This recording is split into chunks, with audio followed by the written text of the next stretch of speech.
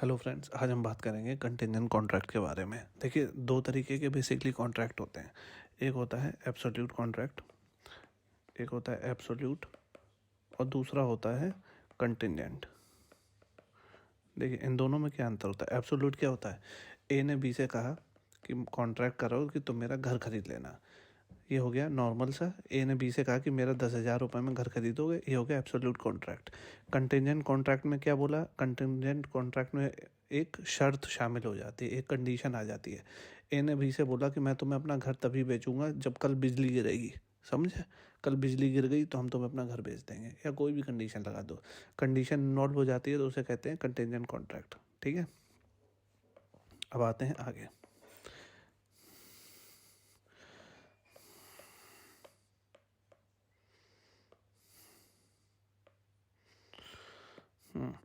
It is a contract to do और not to do something if some event collateral to such contract does or does not happen.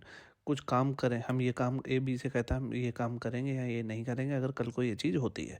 जैसे example के तौर पर लेते हैं, a contract करता है बी से कि वो उसे 10,000 रुपये देगा अगर बी का घर जल जाता है, तो इसको कहते हैं कॉन्ट्रैक्ट में। ए ने बी से कहा कि हम तुम्हें 10,000 रुपये देंगे अगर कल को तुम्हारा घर जल जाता है। तो एसेंशियल एलिमेंट्स की बात करते हैं। एसेंशियल एलिमेंट्स क्या होते हैं कंटिंजेंट कॉन्ट्रैक्ट के। पहला, there must be a contract to do और नॉट टू डू समथिंग। पहली बात तो वही है कि वो कहता है, अगर ए बी से कहता है कि हम ये काम करेंगे, घर बेचेंगे या घर नहीं बेचेंगे। If some event does or does not happen, मतलब यहाँ के हिसाब से देखें तो अगर घर जलता है या नहीं जलता है, कोई काम होता है कि नहीं होता है, that event must be collateral to the contract. इसका इससे कोई मतलब होना चाहिए। ठीक है, अगर घर जलता है तो हम तुम्हें घर 10,000 रुपये देंगे, घर नहीं जलता है तो हम तुम्हें 10,000 रुपये नहीं देंगे। ठीक है, आगे आते हैं।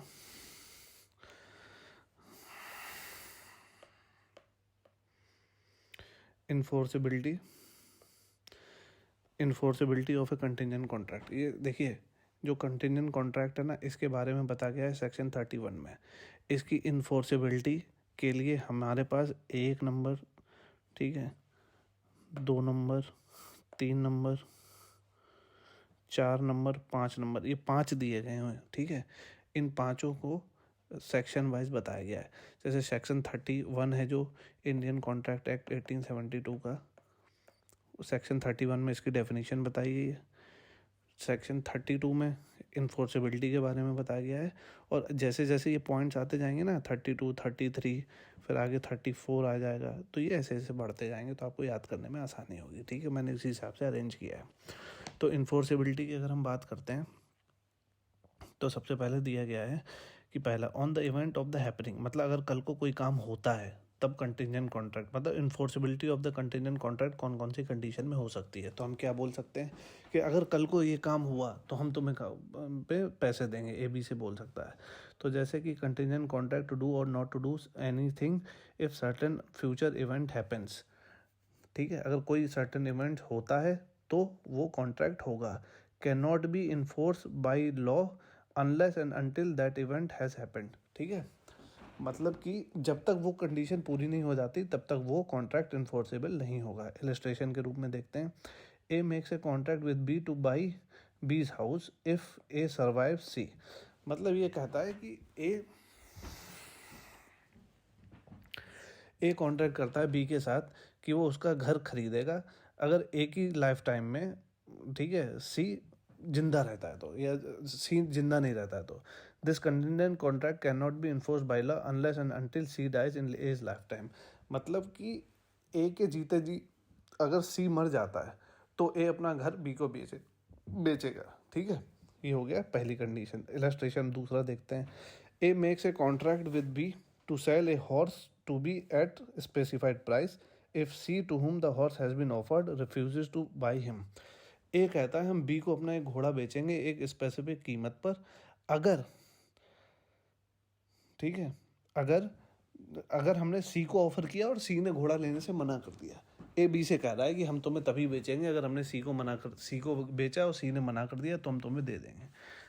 ए गया बी के पास, कहा हम तुम्हें अपना घोड़ा तभी बेचेंगे जब अगर हम सी को ऑफर दिया और सी ने मना कर दिया तो हम तुम्हें बेचेंगे। ठीक है, कंडीशन ही लगी हुई है। ऐसे ही सेम है, a contract to be a sum of money. When B marries to C, C dies without being married to B, the contract becomes void. A contract करता है B को कि हम तुम्हें कुछ पैसे देंगे जब B शादी करेगा C से, लेकिन C मर जाता है, तो अगर C मरी गया तो शादी नहीं होगी, तो वो कॉन्ट्रैक्ट वॉइड होगा। अब आता है enforcement of the contingent contract on the event of the not happening. वही है, अभी बोल रहा था कि अगर ये काम होगा, अब ये कहते हैं अगर कोई काम नहीं होगा, शर्त में ये इंक्लूड कर दें कि अगर ये चीज़ नहीं हुई तो हम तुम्हें करेंगे, ठीक है। तो कहाँ गया 2 नंबर, नॉट हैपनिंग, ये सेक्शन 33 में आता है। कंटिंजेंट कॉन्ट्रैक्ट टू डू और not to do anything if any uncertain future event does not happen can be enforce when happening of the event becomes impossible और नॉट बियरफुल। तो इलस्ट्रेशन देखते हैं। ए बी से कहता है, ए राजी हो जाता है बी को पैसे देने के लिए, pay B if some of the money if certain ship not return. A B से कहता है कि हम तुम्हें कुछ पैसे देंगे अगर एक कोई जहाज़ है वो लौट के नहीं आता है, ठीक है। ए ने बी से कहा कि ये जहाज़ जा रहा है, देखो ए और बी खड़े हुए हैं सामने, ए और बी खड़े हुए हैं। ए बी से कहता है कि देखो ये जो शिप जा रहा है ना, अगर ये लौट के नहीं आया तो हम तुम्हें पैसे देंगे, ठीक है। तो कोई इवेंट है वो हो नहीं रही है यहाँ पर, शिप वापस नहीं आ रहा है, तो यही कह रहा है अगर शिप डूब जाता है, शिप वापस नहीं आता है, तो वो कॉन्ट्रैक्ट इन्फोर्स किया जा सकता है, ठीक है। तीसरी condition, when event on which contract is contingent to be deemed impossible if it is the future conduct of a living person. अब कोई एक ऐसा काम है, ठीक है, जो एक जीवित आदमी है उसके ऊपर है और वो इम्पॉसिबल सा लग रहा है और आपने कॉन्ट्रैक्ट कर दिया है, तो उस बारे में इसमें बताया गया है। A agrees to pay B a sum of money if B marries to C, ठीक है। ए बी से कहता है कि जैसे नहीं हम शर्त लगाते हैं, बेटा हम तुम्हें 10,000 रुपये देंगे अगर तुमने इससे शादी कर ली, ठीक है। तो वही कह रहा है, ए अग्री करता है बी को कुछ पैसे देने के लिए अगर बी ने सी से शादी कर ली, लेकिन क्या होता है, सी ने डी से शादी कर ली है, तो the marriage of B to C must now be considered impossible. समझ रहे हो? एक आपको एग्जाम्पल के तौर पे समझाते हैं। जैसे कि आशीष है, आशीष राम से कहता है कि अगर तुमने चिंकी से शादी की तो मैं तुमको 1,00,000 रुपये दूंगा, ठीक है। आशीष राम से कहता है कि अगर तुमने चिंकी से शादी की तो मैं तुम्हें 1,00,000 रुपये दूंगा, लेकिन चिंकी ने क्या किया, गुज्जू से शादी कर ली किसी से, ठीक है। अब चिंकी ने गुज्जू से शादी कर ली, अब क्या राम की चिंकी से शादी हो पाएगी? नहीं हो पाएगी। तो ये एक तरीके का इम्पॉसिबल इवेंट हो गया। अब ये काम कब हो सकता है, या तो गुज्जू भाई टपक जाएं या फिर चिंकी भाई इनसे डाइवोर्स लेके इनसे शादी कर लें। तो जब तक चिंकी राम से शादी नहीं करेगी तब तक आशीष राम को पैसे नहीं देगा। ये चीज़ समझिए, मतलब इस टाइम पर ये इवेंट इम्पॉसिबल सा है क्योंकि चिंकी की पहले से शादी हो गई है, पहले से नहीं मतलब चिंकी ने शादी किसी और से कर ली है, ठीक है। तो ये चीज़ ये कह रहे हैं यहाँ पे। अब आगे बढ़ते हैं नेक्स्ट पे।